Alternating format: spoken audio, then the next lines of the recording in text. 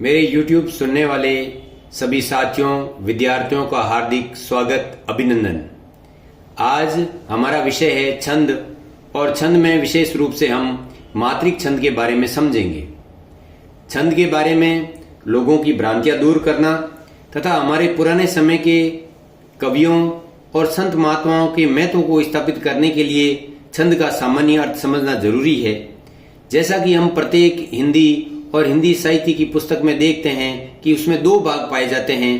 पहला खंड गद्य खंड कहलाता है और दूसरे भाग को हम पद्य खंड अथवा काव्य खंड के नाम से जानते हैं। इसमें मुख्य रूप से कविताएं होती है और कवि कविताएं लिखने के लिए दो प्रकार के प्रकरण काम में लेता है। या तो वो छंद युक्त रचना लिखेगा या वो छंद मुक्त रचना का निर्माण करेगा। आदिकाल, भक्ति काल और रीतिकाल में अधिकांश कवियों ने छंद युक्त रचनाओं का निर्माण किया तथा आधुनिक काल में जब सूर्यकांत त्रिपाठी ने मुक्त छंद का आविष्कार किया तब मुक्त छंद में कविताओं के लिखने की शुरुआत हुई। मुक्त छंद का तात्पर्य है जहां मात्राओं अथवा वर्णों की संख्या का ध्यान नहीं रखा जाता है और किसी भी पंक्ति में कितने भी वर्ण और मात्राएं आ सकती है। परंतु छंद युक्त रचना का सामान्य अर्थ यही है कि यदि छंद में मात्राओं की संख्या निश्चित होगी तो वो मात्रिक छंद कहलाएगा और यदि वर्णों की संख्या निश्चित होगी तो उसे हम वर्णिक छंद के नाम से जानते हैं। इनका वर्गीकरण समझने से पहले हम छंद का सामान्य अर्थ समझेंगे। छंद की उत्पत्ति चंद धातु से हुई है जिसका अर्थ होता है खुश करना, और शाब्दिक अर्थ में देखें तो छंद का अर्थ है बंधन अथवा कविता का बंधन ही छंद है। पारिभाषिक रूप में कह सकते हैं कि निश्चित मात्राओं या वर्णों की लय, गति, यति या विराम आदि से बंधी शब्द योजना छंद कहलाती है। छंद के मुख्य रूप से दो भाग होते हैं जिसमें सबसे पहला प्रकार है मात्रिक छंद। जैसा कि पूर्व में नाम से स्पष्ट है कि मात्रिक छंद अर्थात जिनमें मात्राओं की संख्या निश्चित होती है उसे हम मात्रिक छंद कहते हैं। मात्रिक छंद के तीन आगे उपभेद किए गए हैं जिनमें सबसे पहला है सममात्रिक छंद। सममात्रिक छंद वह होगा जिसमें चार पंक्तियां और चार चरण होते हैं और इसके उदाहरण में चौपाई, गीतिका, हरि गीतिका तथा रोला आता है। हमारे कक्षा 12 हिंदी साहित्य के पाठ्यक्रम में गीतिका मात्रिक छंद और हरि गीतिका मात्रिक छंद पाठ्यक्रम में लिया गया है। इसका दूसरा उपभेद है अर्ध सममात्रिक छंद। इसमें दो पंक्तियां और चार चरण होते हैं। इसके उदाहरण में दोहा, सोरठा, उल्लाला आते हैं। मात्रिक छंद का तीसरा और अंतिम उपभाग है विषम मात्रिक छंद जिसमें 6 पंक्तियां और 6 चरण होते हैं। इसके दो उदाहरण हैं कुंडलियां और दूसरा है छपय। यह भी हमारे कक्षा 12 हिंदी साहित्य के पाठ्यक्रम में है। दूसरा जो प्रकार हम छंदों का देखते हैं उसे हम वर्णिक छंद कहते हैं और वर्णिक छंद में वर्णों की संख्या निश्चित रहती है तथा मात्राओं के अनुशासन का ध्यान रखा जाता है। कक्षा 12 के पाठ्यक्रम में वर्णिक छंदों में द्रुत विलंबित, वंशस्थ, कवित और सवीय छंद लिए गए हैं। मात्रिक अथवा वर्णिक छंद समझने से पूर्व हमें मात्राओं का अर्थ और इसके प्रकार को समझना जरूरी है। सबसे पहले हम मात्राओं की बात करते हैं। मात्राओं के दो प्रकार होते हैं। पहला लघु मात्रा अ, ई, उ और री अथवा ये मात्राएं यदि किसी व्यंजन के साथ जुड़ेगी तो उस स्थिति में मात्रा की गणना एक की जाएगी तथा इसे खड़ी पाई के संकेत के द्वारा व्यक्त करते हैं। अन्य जो स्वर हैं उनकी मात्रा गुरु मात्रा कहलाती है जिसमें आ, ई, उ, ए, ऐ, ओ, औ, अंग और आ शामिल है। इनके लिए मात्राओं की गणना 2 की जाएगी और इसे अंग्रेजी एस के माध्यम से संकेत से प्रदर्शित करते हैं। उदाहरण के लिए हम देख सकते हैं कि यदि कहीं पर आधा वर्ण या व्यंजन आए तो वहां हम मात्राओं की गणना नहीं करेंगे। जैसे उज्जवल शब्द में उ में एक मात्रा है अर्थात लघु, जबकि यहाँ पर व्यंजन होने के कारण इनकी मात्रा की गणना नहीं की जाएगी। व में अ की मात्रा होने के कारण लघु और ल में लघु अर्थात उज्जवल शब्द में 3 मात्राएं होगी। इसी प्रकार यदि हम आगे देखें तो यदि किसी वर्ण के आगे व्यंजन आ जाए तो उस स्थिति में पूर्व वर्ण की मात्रा गुरु हो जाती है। जैसे यहां पर आपको अन्याय शब्द दिखाई दे रहा है यदि इसके आगे आधा न या न व्यंजन नहीं आता तो ये लघु मात्रा गिनी जाती, परंतु यहाँ गुरु आएगा। आ की मात्रा होने के कारण गुरु और अ की मात्रा होने के कारण लघु। इसी प्रकार कृपा शब्द में री की मात्रा होने के कारण लघु होगा और आ की मात्रा के कारण गुरु होगा। अगला शब्द है वृक्ष।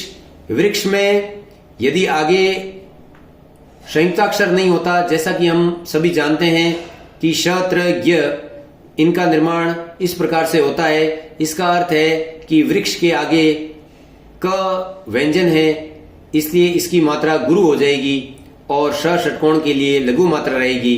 अर्थात कृपा में जहां मात्राएं अलग अलग तरीके से गिनी जाएंगी, वहीं वृक्ष में भी इसका कारण ये रहेगा। अगले उदाहरण में हम देखते हैं प्रकाश। प्रकाश में क्योंकि प व्यंजन है इसलिए इसकी मात्रा नहीं गिनी जाएगी, जबकि र में लघु, का में गुरु और स में गुरु हो जाएगा, लघु हो जाएगा। अगला प्रतिज्ञा शब्द है। प्रतिज्ञा शब्द में भी हम देखेंगे कि प व्यंजन होने के कारण इसकी मात्रा नहीं गिनी जाएगी, र में लघु और ती की मात्रा में आगे व्यंजन होने के कारण ये गुरु हो जाएगा और इसमें भी गुरु होगा। चंद्र बिंदु से मात्रा में कोई परिवर्तन नहीं होता है, जैसे हर्ष में दोनों तरफ लघु लघु मात्राएं गिनी जाएगी, जबकि यदि अंश होगा तो अनुस्वार होने के कारण यहाँ पर मात्रा गुरु हो जाएगी और यहाँ लघु रहेगी। इस प्रकार हमने देखा कि मात्राओं के दो प्रकार हैं, जिसे हम लघु और गुरु के नाम से जानते हैं।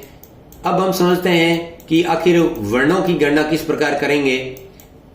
तो वर्ण, जैसा कि हम पूर्व में जान चुके हैं कि इसमें वर्ण स्वर या व्यंजन और स्वर से मिलकर, जिसे हम बारकड़ी कहते हैं, इसे पूर्ण वर्ण की श्रेणी में लिया जाता है। यदि अकेला व्यंजन आता है तो उसे हम पूर्ण वर्ण नहीं मानेंगे। अब मात्रा और वर्ण के स्पष्टीकरण के लिए हम कुछ उदाहरण देखते हैं, जैसे कमल शब्द है। कमल शब्द के अंदर मात्राएं लघु लघु लघु अर्थात मात्राओं की संख्या 3 रहेगी और वर्णों की संख्या भी 3 रहेगी। अगला शब्द है कोमल। कोमल में मात्राओं में गुरु लघु गुरु अर्थात मात्राओं की संख्या 4 होगी, जबकि वर्ण की मात्रा 3 है। इसी प्रकार आशीर्वाद में हमें देखेंगे कि पहले गुरु गुरु गुरु और लघु, यहाँ पर मात्राओं की संख्या 7 है, जबकि यहाँ वर्णों की संख्या 1, 2, 3 और 4 ही गिनी जाएगी। इसी प्रकार यहाँ पर स्वस्थ शब्द में मात्राओं की संख्या 3 रहेगी, जबकि वर्ण यहाँ पर 2 माने जाएंगे। इस प्रकार छंद समझने से पूर्व हमें मात्राओं और वर्णों की जानकारी होना आवश्यक है। अगले क्रम में हम मात्रिक छंद समझने से पहले गण के बारे में जानकारी प्राप्त करेंगे, क्योंकि जब हम किसी शब्द में 3 वर्ण हो और उनकी एक विशिष्ट अवस्था होती है तो उसे हम गण कहते हैं। इसमें 3 वर्ण हैं, उनसे बना ये समूह गण कहलाता है। ये 8 होते हैं और इसे इस सूत्र के द्वारा बनाया जाता है, यह माता राज बान सलगा। यह हम क्रमशः देखेंगे कि जो वर्ण आता है उसके नाम से गण बनेगा। य से यगण, मां म से मगण, त से तगण, र से रगण, ज से जगण, भ से बगण और न से नगण और स से सगण। अब इसमें जो वर्ण लिए जाएंगे उनमें जैसी मात्राएं होगी वैसा ही इनका समूह बनेगा। जैसे यगण में यह माता होने के कारण मात्रा लघु गुरु गुरु होती है, ये इसका संकेत होगा। इसी प्रकार मगण में, तगण में और रगण में भी ये गण बनते हैं, जो कि वर्णिक छंद समझते समय हमारे काम में आएंगे। इस प्रकार ये 8 गण होते हैं। अब हम मात्रिक छंदों की बात करेंगे। मात्रिक छंद में सबसे पहला जो छंद आता है उसे हम चौपाई छंद कहते हैं। चौपाई छंद जैसा कि सम मात्रिक छंद है तो इसमें 4 पंक्तियां और 4 चरण होंगे और प्रत्येक पंक्ति में यहाँ 16-16 मात्राएं पाई जाती है और अंत में गुरु और लघु नहीं आता है। जैसे उदाहरण में देखिए, जय हनुमान ज्ञान गुण सागर, जय कपिस्त्यु लोक उजागर, रामदूत अतुलित बलधामा, अंजनी पुत्र पवन श्रुतनामा। ये केवल हम पता लगाने के लिए या मात्राओं को लिखकर समझेंगे कि वास्तव में इसमें मात्राएं 16 हो रही है। तो यहाँ पर लघु लघु लघु लघु गुरु, फिर लघु गुरु लघु लघु लघु गुरु लघु लघु, ये जो मात्राएं आ रही है इनकी गणना करने पर 2, 3, 4, 5, 6, 7, 8, 9, 10, 11, 12, 13, 14, 15, 16 अर्थात यहाँ प्रत्येक पंक्ति में मात्राओं की संख्या 16 पाई जाएगी और अंत में गुरु और लघु नहीं आएंगे। यह छंद जो है वो चौपाई छंद कहलाता है और इसका प्रयोग सर्वप्रथम मलिक मोहम्मद जायसी ने किया और बाद में तुलसीदास जी ने रामचरितमानस में दोहा चौपाई छंद काम में लिया था। अगला सममात्रिक छंद है चौपाई। चौपाई में भी 4 पंक्तियां और 4 चरण होते हैं, परंतु इसमें मात्राओं की संख्या 15 रहेगी प्रत्येक स्थिति में, और अंत में गुरु लघु आएगा। रघुपति राघव राजा राम, पतित पावन सीताराम, ईश्वर अल्लाह तेरो नाम, सबको सन्मति दे भगवान। तो इस प्रकार हम कह सकते हैं कि जहां चौपाई में प्रत्येक पंक्ति में मात्राओं की संख्या 16 थी और वहीं चौपाई में प्रत्येक पंक्ति में मात्राओं की संख्या 15 है, ये स्पष्ट अंतर है। अगला हमारा जो सममात्रिक छंद आता है उसे हम गीतिका छंद के नाम से जानते हैं। ये भी सममात्रिक छंद है, इसमें भी 4 पंक्तियां और 4 चरण होते हैं और प्रत्येक पंक्ति में 26-26 मात्राएं होती है और इन मात्राओं में 14 विराम 12 के रूप में ये मात्राएं पाई जाएगी। जैसे हे प्रभु आनंद दाता ज्ञान हमको दीजिए, शीघ्र सारे दुर्गुणों को दूर हमसे कीजिए, लीजिए हमको शरण में, हम सदाचारी बने, ब्रह्मचारी धर्म रक्षक वीर व्रतधारी बने। इसमें हम देखेंगे कि ये जो पहला अंतरा है इसमें मात्राओं की संख्या 14 है और दूसरे अंतरे में 12 है, अर्थात कुल मात्राओं की संख्या प्रत्येक पंक्ति में 26-26 रहेगी। अगला जो हमारा छंद आता है उसे हम हरिगीतिका के नाम से जानते हैं। यह भी एक सममात्रिक छंद है जिसमें 12 पंक्तियां और 12 चरण हैं, 4 पंक्तियां और 4 चरण में। इसमें मात्राओं की संख्या 28, 28, 28, 28 रहेगी और 16 विराम 12 के रूप में यहाँ पाई जाएगी। उदाहरण के लिए, संसार की समर स्थली में धीरता धारण करो, चलते हुए निज इष्ट पथ पर संकटों से मत डरो, जीते हुए भी मृतक समरे तुम न केवल दिन भरो, वर वीर बन आप अपनी विघ्न बाधाएं हरो। अब इसमें हम देखेंगे कि इसके पहले अंतरे में 16 मात्राएं हैं और दूसरे में 12 है, अर्थात प्रत्येक पंक्ति में मात्राओं की संख्या 28-28 रहेगी। सममात्रिक छंद का जो अंतिम छंद है उसका नाम है रोला छंद। रोला छंद में भी 4 पंक्तियां और 4 चरण होते हैं। इसमें प्रत्येक पंक्ति में 24-24 मात्राएं होगी और ये 24-24 मात्राएं 11 विराम 13 के रूप में होती है। उदाहरण के लिए, नीलांबर परिधान हरित पट पर सुंदर है, सूर्य चंद्र युग मुकुट मेघला रत्नाकर है, नदियां प्रेम प्रवाह फूल तारा मंडल है, बंदीजन खग वृंद शेषपन सिंहासन है।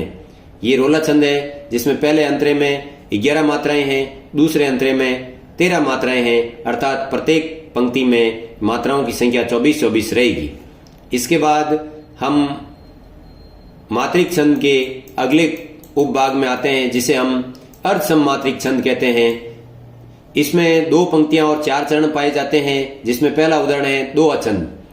दोहा छंद में दोनों पंक्तियों में 24-24 मात्राएं होगी जो 13 विराम 11 के रूप में पाई जाती है। जैसे, माला फेरत जुग भया फिरा न मन का फेर, कर का मन का छाड़ी दे मन का फेर। तो इसके पहले अंतरे में यहाँ मात्राओं की संख्या 13 है, फिर 11 है, अर्थात प्रत्येक पंक्ति में 24-24 मात्राएं रहती है। अर्ध सममात्रिक छंद का दूसरा भाग है सोरठा छंद। दोहा छंद से बिल्कुल ये विलोम है।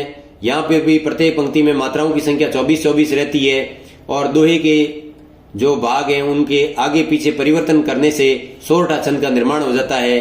फिरा ना मन का फेर, माला फेरत जुग भया, मन का फेर, कर का मन का छाड़ी दे।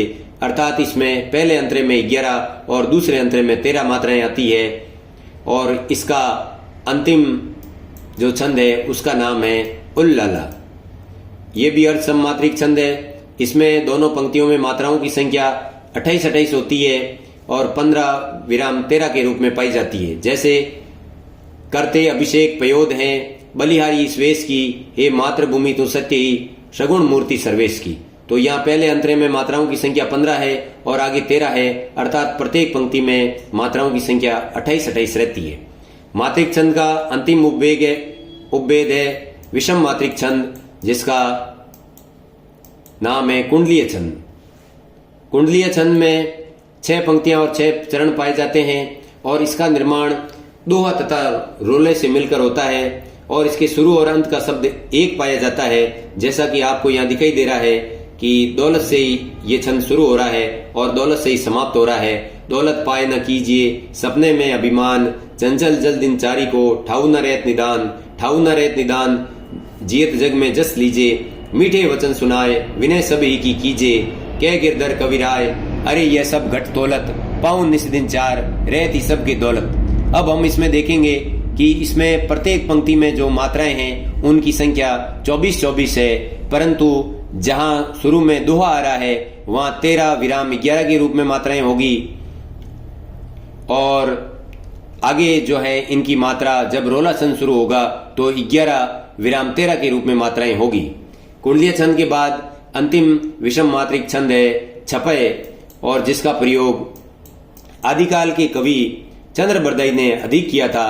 छपय छंद में भी 6 पंक्तियां तथा 6 चरण होते हैं, और यह रोला और उल्लाला छंद दोनों से मिलकर बनता है। इसमें हम उदाहरण में देखेंगे, नीलांबर परिधान हरित पट पर सुंदर है, सूर्य चंद्र युग मुकुट मेखला रत्नाकर है, नदियां प्रेम प्रवाह फूल तारा मंडल है, बंदीजन खग वृंद शेष पल सिंहासन है, करते अभिषेक पयोध है, बलिहारी इस वेश की, ये मातृभूमि तो सत्य सगुण मूर्ति सर्वेश की। क्योंकि शुरू में रोला है इसलिए प्रत्येक पंक्ति में मात्राओं की संख्या 24-24 रहेगी चारों पंक्तियों में, और अंतिम उल्लाला छंद होने के कारण यहाँ पर मात्राओं की संख्या 28-28 रहेगी। इस प्रकार ये मात्रिक छंदों का पूरा भाग संपूर्ण हो जाता है, और अगले वीडियो में हम कक्षा 12 हिंदी साहित्य के पाठ्यक्रम में जो वर्णिक छंद आ रहे हैं उनको हम समझेंगे। धन्यवाद।